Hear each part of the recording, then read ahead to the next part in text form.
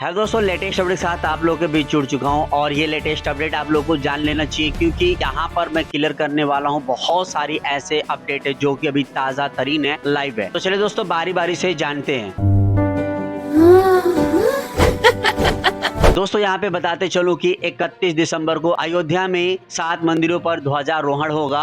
राम मंदिर के बाद 7 अन्य मंदिरों के शिखर पर ध्वजारोहण होंगे। यहाँ पर आपको उपस्थित मिलेंगे और उनके कर कमलों से होगा वो होंगे रक्षा मंत्री राजनाथ सिंह और सीएम योगी, इनके कर कमलों से होगा। और आपको यहाँ पे क्लियर करते चलूं कि अयोध्या में 31 दिसंबर को 1 करोड़ पर्यटक पहुंचने का अनुमान लगाया जा रहा है। इंडिया से बाहर के भी होंगे क्योंकि यूपी को और बढ़ावा मिले। अगर यूपी को और बढ़ावा मिलेगा तो राम मंदिर को मिलेगा और इससे यूपी और तरक्की करेगा। तो दोस्तों आप लोगों को लेके चलता हूं पश्चिम बंगाल की तरफ, जहां दोस्तों पश्चिम बंगाल मुर्शिदाबाद में बाबरी मस्जिद के प्रस्तावित साइट पहले जुम्मे की नमाज को पढ़ाई गई। जहां दोस्तों आपको बताते चलूं कि 6 दिसंबर को नींव रखा गया था बाबरी मस्जिद का हुमायूं कबीर के जरिए और वहां पर उस टाइम में बहुत सारे लोग आए भी थे और बहुत ही कम संख्या थी आज के अनुमान से देखा जाए तो, क्योंकि वहां पर अगर हजारों की संख्या थी तो आज नमाज पढ़ने वालों को, दान देने वालों की जो संख्या थी वो लगभग 1 लाख प्लस बताया जा रहा है। चुनाव नजदीक है और टीएमसी को छोड़ने के बाद हुमायूं कबीर ने एक नई पार्टी की एक मुहूर्त भी निकाल दिया कि 23 तारीख को वो अपनी नई पार्टी का नाम रखेंगे। तो यहाँ पर इस चीजों को भी देखा जा सकता है। 6 दिसंबर से लेके और आज जुम्मे के दिन तक 12 तारीख तक इन 6 दिनों में 5 करोड़ रुपए से ज्यादा की दान मिल चुका है, डोनेट हो चुका है। दोस्तों अब चलते हैं आपको लेके बिहार की तरफ। तो दोस्तों आपको बता दूं कि इस साल बिहार में 7 लाख विदेशी पर्यटक आए हैं। आप समझ सकते हैं कि 7 लाख पर्यटक आना तो कितनी अमेजिंग बात है और इससे बिहार की तरक्की दिख रही है, क्योंकि जब पर्यटक आते हैं तो काफी आमदनी बढ़ जाती है और उस राज्य की आमदनी इतनी बढ़ जाती है कि जीडीपी जो नीचे होता है थोड़ा सा अप हो जाता है और ज्यादा भी हो जाता है। बोधगया और नालंदा मुख्य आकर्षक बन चुका है। तो दोस्तों वहीं पर एक और बड़ी खबर आ रही है और वो खबर आ रही है दिल्ली से, जो मैं आप लोगों को बता देना चाहता हूँ। दिल्ली की बहुत बड़ी खबर आ रही है। दिल्ली में इस वक्त दोस्तों 11 जिले हैं मगर 2 जिला और बढ़ाया जा रहा है। जी दोस्तों 2 जिला और बढ़ाया जा रहा है मगर उसमें से एक जिले को खत्म किया जा रहा है, समाप्त किया जा रहा है। वो जिले का नाम है सादरा। जी हाँ दोस्तों, सादरा को समाप्त किया जा रहा है। वहाँ के जो मुख्यमंत्री सीएम रेखा गुप्ता है वो कह रहे हैं कि इसको समाप्त इसलिए किया जा रहा है क्योंकि पारदर्शी बनी रहे।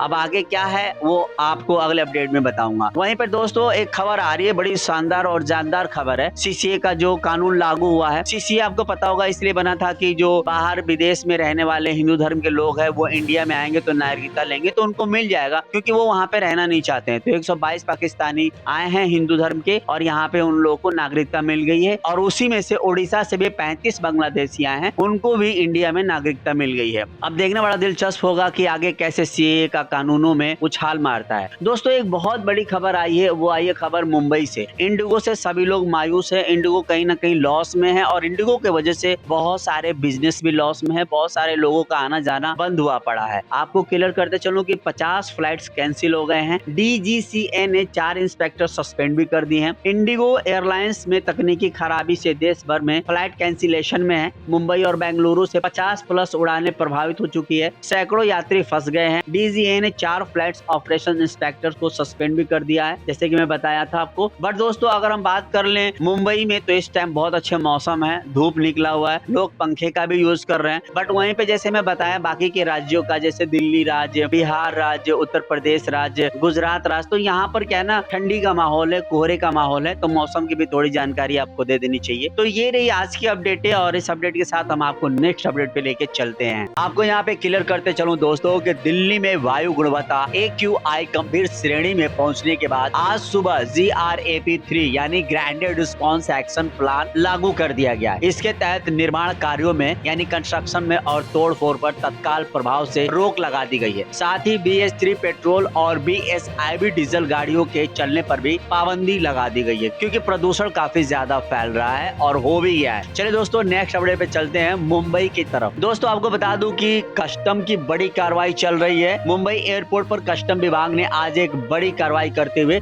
करीब 45 करोड़ रुपए का सोना और हाई क्वालिटी का गांजा जब्त कर लिया है। देखिए क्या चल रहा है। दोस्तों हम आगे चलते हैं। मुंबई में ही रहते हुए पानी की कटौती से राहत मिल गई है। जी हाँ, जिस तरह से पानी में कटौती हो रही थी वहाँ पे राहत मिल चुका है। जानते हैं मुंबई के कई इलाकों में जैसे कि अंधेरी, बांद्रा, दादर में कल से चल रही 24 घंटे की पानी की कटौती आज सुबह खत्म हो गई है। काफी राहत पहुंचा है। अब पानी की जो किल्लत है अब मैनेज हो जाएगी। दोस्तों चलते हैं उत्तर प्रदेश की तरफ। दोस्तों आपको बता दूं कि नई बीजेपी अध्यक्ष की हलचल तो मची चुकी है।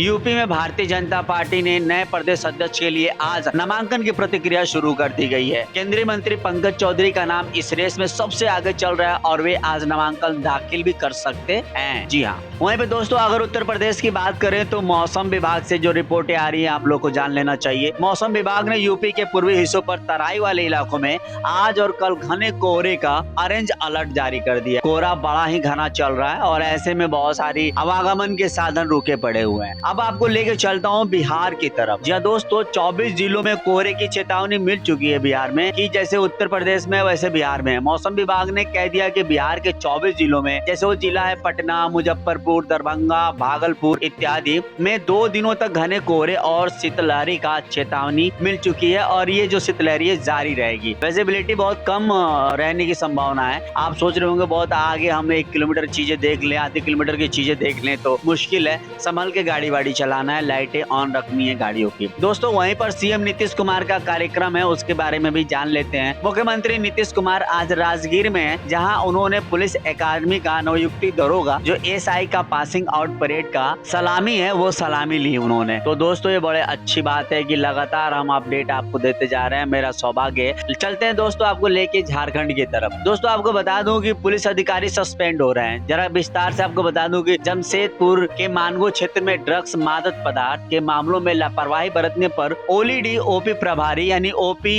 इन चार्ज को सस्पेंड कर दिया गया है। राज्य पुलिस नशा तस्करों के खिलाफ अभियान चला रही थी और उनका जो लापरवाही है इसकी वजह से वो अभियान में दिक्कतें आ रही थी तो उनको सस्पेंड कर दिया गया। अब आपको लेके चलता हूँ गुजरात। जानना बड़ा जरूरी है गुजरात के बारे में। छात्रों के लिए बड़ी खबर है। जी हाँ, गुजरात के मुख्यमंत्री भूपेंद्र पटेल ने राज्य के छात्रों के लिए खजाना ही खोल दिया है। उन्होंने आज विभिन्न शिक्षा योजनाओं के तहत करीब 13 लाख छात्रों के बैंक खातों में 370 करोड़ रुपए की स्कॉलरशिप ट्रांसफर कर दी है। अब स्कॉलरशिप की झंझट खत्म हो गई है। 370 करोड़ यानी कि 3 अरब 70 लाख रुपए 13 लाख बच्चों के खातों में स्कॉलरशिप के लिए ट्रांसफर कर दिया। बड़ी अच्छी बात है स्टूडेंट के लिए। दोस्तों अब आपको लेके चलता हूँ अगले खबर की तरफ। दोस्तों ये अगले खबर आपको जान लेना होगा कि क्या चल रहा है, क्या महंगा हुआ है, क्या सस्ता हुआ है। ये सब चीजें जाननी चाहिए क्योंकि महंगाई बढ़ रही है तो सस्ता भी हो रहा है और महंगी और कितना महंगा हो गया। आपको लेके चलता हूँ सब्जियों के ऊपर जो है टमाटर। जी हाँ दोस्तों, पिछले हफ्ते जो टमाटर 70-80 रुपए किलो बिक रहा था उसकी कीमत इस हफ्ते गिरकर 25 से 30 रुपए किलो आ गई है, क्योंकि देख रहे हैं ठंडी का मौसम है। चेन्नई और उत्तर भारत की मंडियों ने नई फसल आने से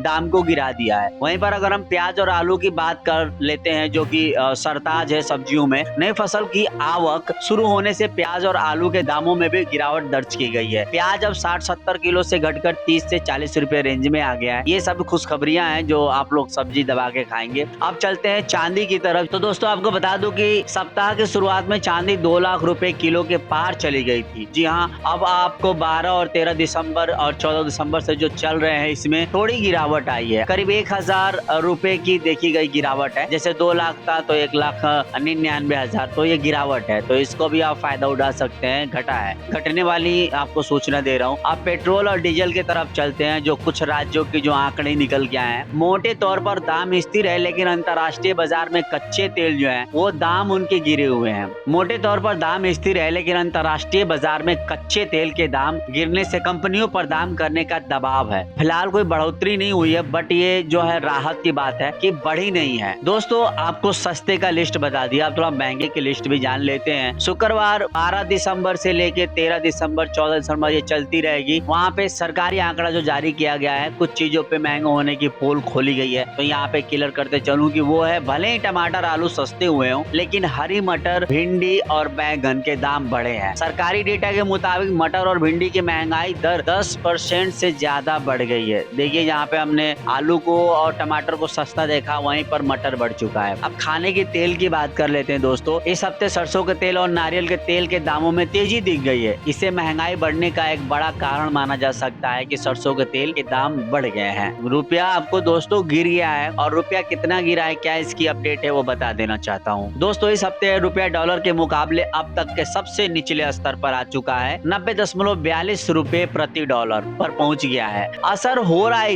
इससे विदेश घूमना, मोबाइल, इलेक्ट्रॉनिक्स जो बाहर से आते जाते हैं और सोना खरीदना महंगा पड़ सकता है, क्योंकि रुपए का जो गिरावट आई है इसके वजह से। आपको बता दूं कि सोने के भाव इस हफ्ते चढ़े हैं। 24 कैरेट सोना 1.33 लाख रुपए 10 ग्राम के आसपास चल रहा है। देखिए दोस्तों, शादियों के सीजन और डॉलर के महंगा होने से इसमें तेजी आ गई है, तो लगातार सोने की कीमत उछाल मारते जा रहा है। दोस्तों, यहाँ पर सबसे खुशी की बात यह है कि टमाटर और प्याज की कीमतों में गिरावट आई है। वहीं चिंता की बात है कि खाने का तेल महंगा होना और रुपए की कीमत गिरना। भविष्य में महंगाई का डर सताने लगता है जब ये दो चीजें का रेट बढ़ता है। तो दोस्तों, ये रही आज की अपडेट। आपको अच्छी लगी हो तो लाइक कीजिए, शेयर कीजिए